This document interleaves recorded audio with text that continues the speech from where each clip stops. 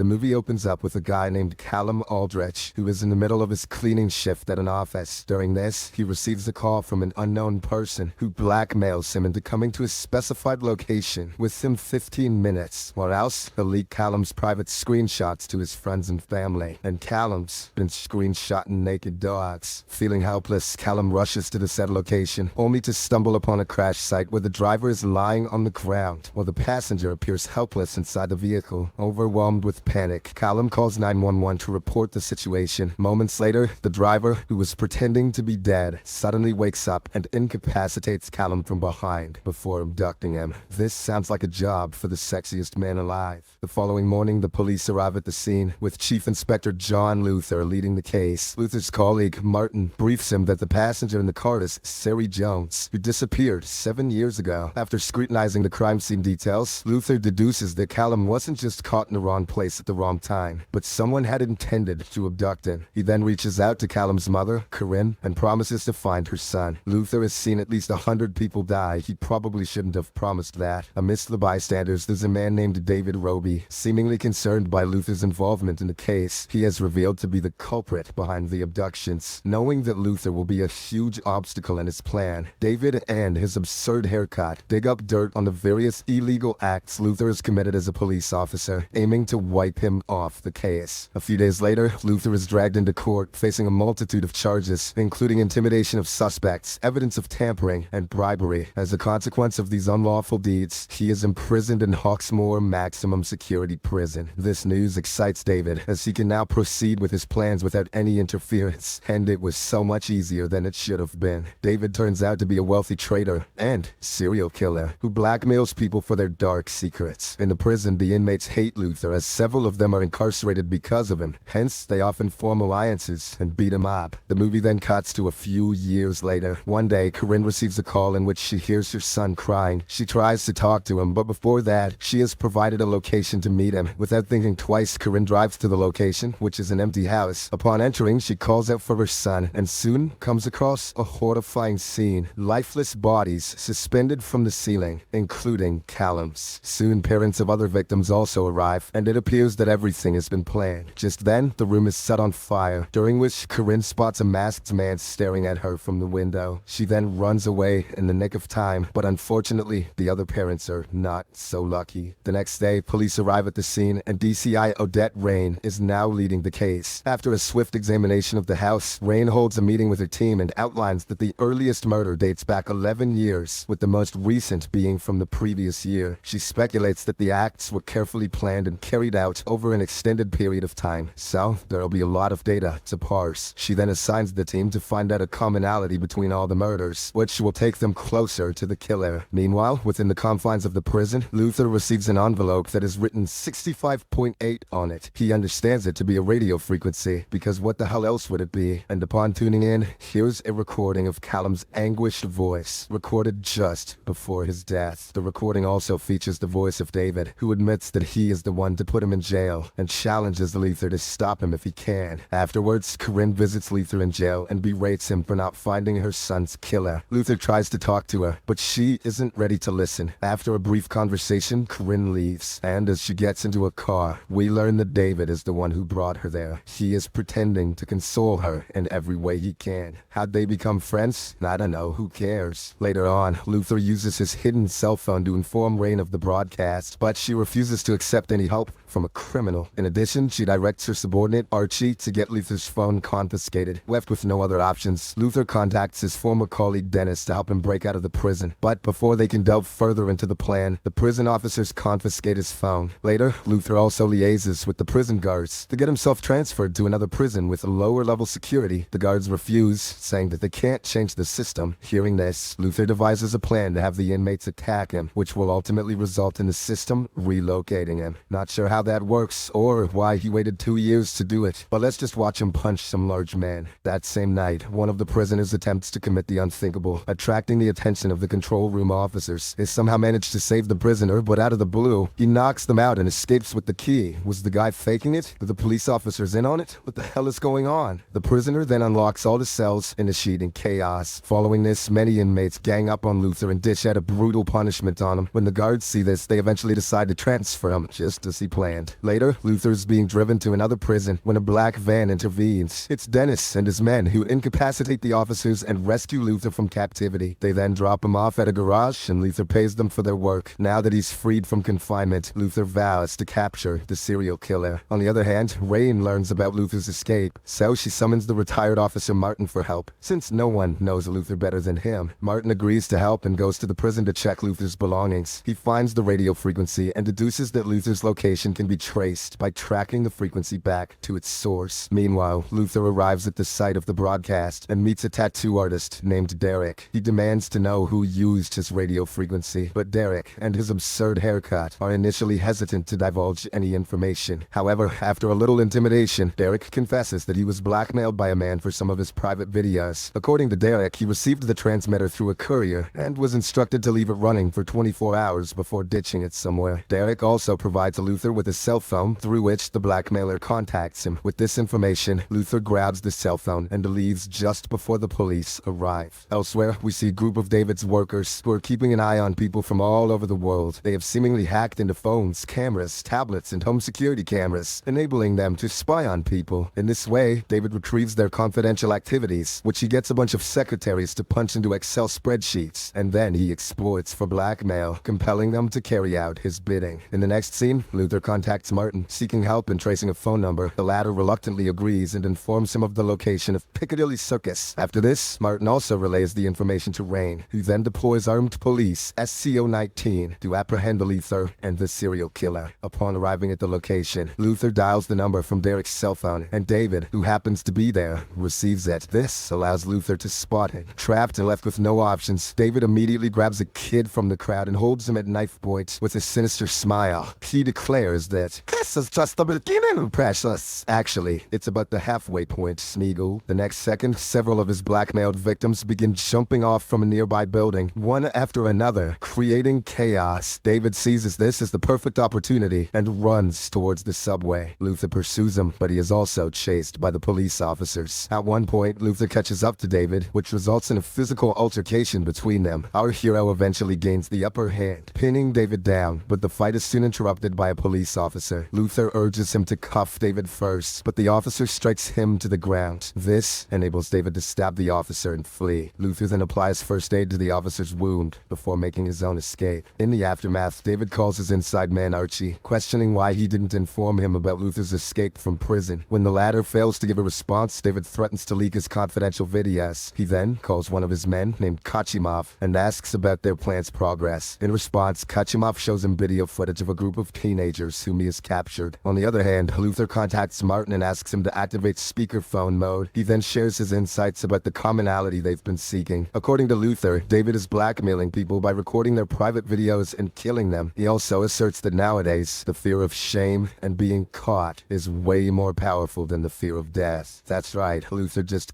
guessed all that shit. Amidst this conversation, Rain traces Luther's location and dispatches a group of officers to apprehend him. However, Luther senses this, so he destroys his phone and flees the area. That same night, Rain calls her daughter Anya to tell her to sleep on time because she won't be home due to her busy work. Since the girl is alone, it becomes easy for David to break into the house and kidnap her. At the same time, Luther visits Corinne to gather additional insights about the killer. He believes that the murderer knew some secret about Callum, which is why he went to see him. Assuming that Corinne might have knowledge of the killer, Luther inquires if anyone new has come into her life since Callum's death. In response, she tells him about a certain Tommy, whom she met at a support group. Here, it is revealed that Tommy is none other than David. At the police headquarters, Martin highlights a pattern wherein at least 5 families have been approached by a man in his 40s over recent years. The names vary, but the descriptions share a common likeness. On checking their database, Rain finds out David's name. But before she can provide this information to her team, David contacts her, telling her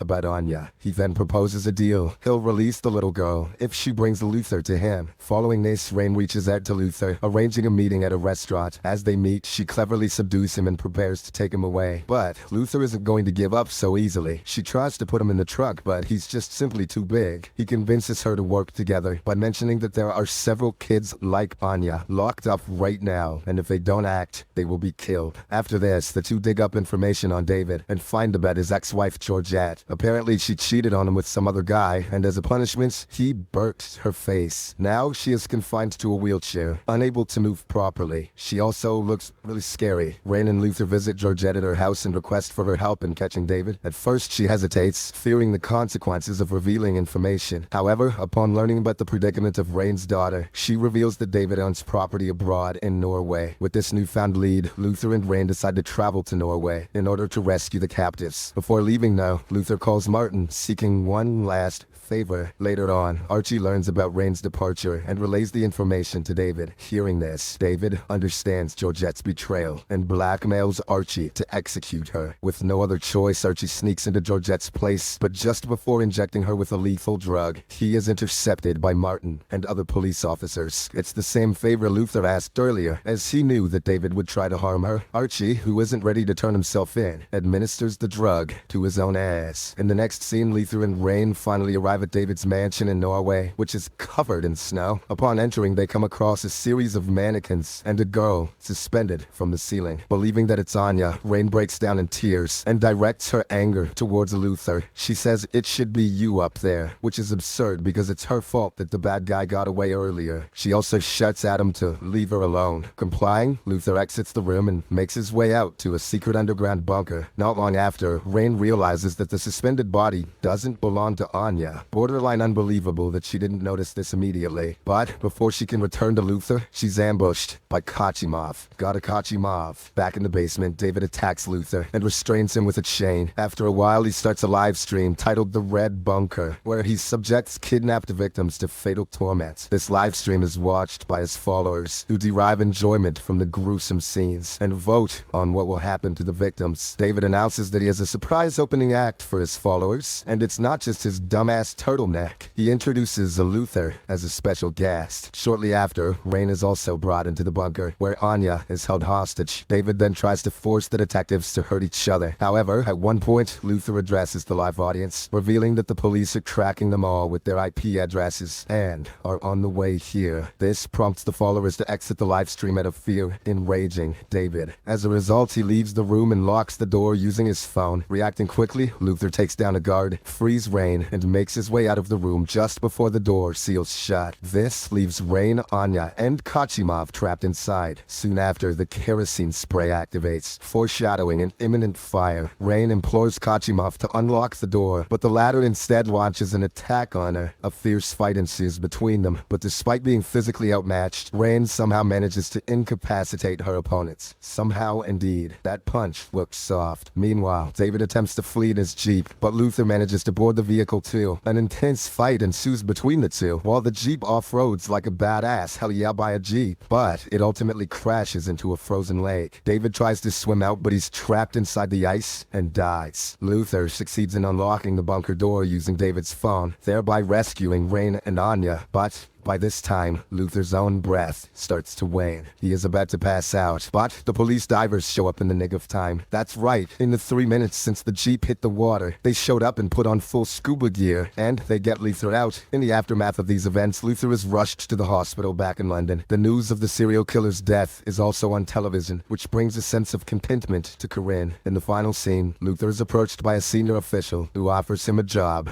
at the police departments. Do I get to be 007? No. Subscribe for more videos like this, turn on notifications, and leave a like to help the channel out.